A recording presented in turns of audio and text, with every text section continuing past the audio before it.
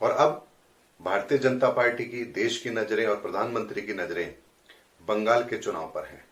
और बंगाल के चुनाव इतने आसान इस बार नहीं रहने वाले हैं।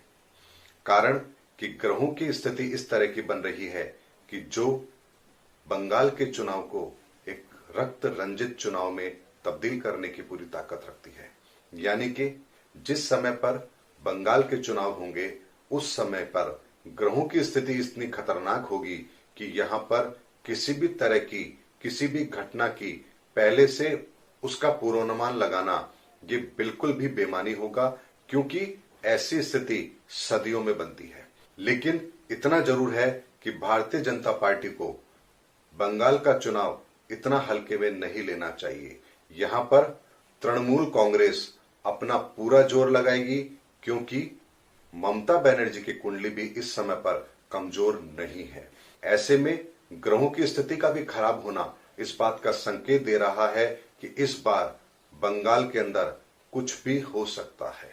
यानी कि वहां के परिणाम अपेक्षा के अनुरूप हों, अपेक्षा के विपरीत हों, या किसी और अन्य घटनाओं के द्वारा यहां पर चुनाव परिणाम प्रभावित हों, इसकी पूरी संभावना ग्रहों के आधार पर बन रही है। ऐसे में ये पहला ऐसा चुनाव है जिसके अंदर स्थिति स्पष्ट बिल्कुल भी नहीं है, क्योंकि ममता बनर्जी की कुंडली कुछ और चीज कह रही है, ग्रहों की स्थिति कुछ और कह रही है, प्रधानमंत्री नरेंद्र मोदी जी की कुंडली कुछ और कह रही है। ऐसे में तीनों का आपस में कोई संबंध नहीं बन रहा है, क्योंकि यहां पर महादशाएं अपना काम करेंगी, अंतरदशाएं अपना काम करेगी, प्रत्यंतर अपना काम करेगा। लेकिन सूक्ष्म दशा और प्राण दशा के अंदर यदि कोई समय हमारे अनुकूल हो तो निश्चित तौर पर वो परिणामों को प्रभावित करने की ताकत भी रखता है।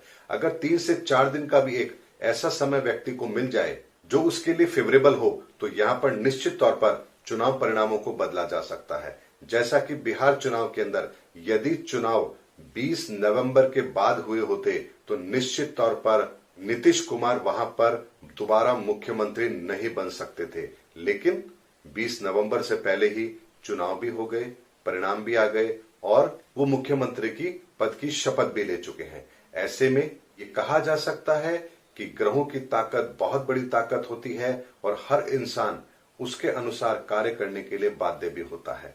ऐसे में बंगाल का चुनाव निश्चित तौर पर एक राजनीतिक सरगर्मियों को तेज करेगा।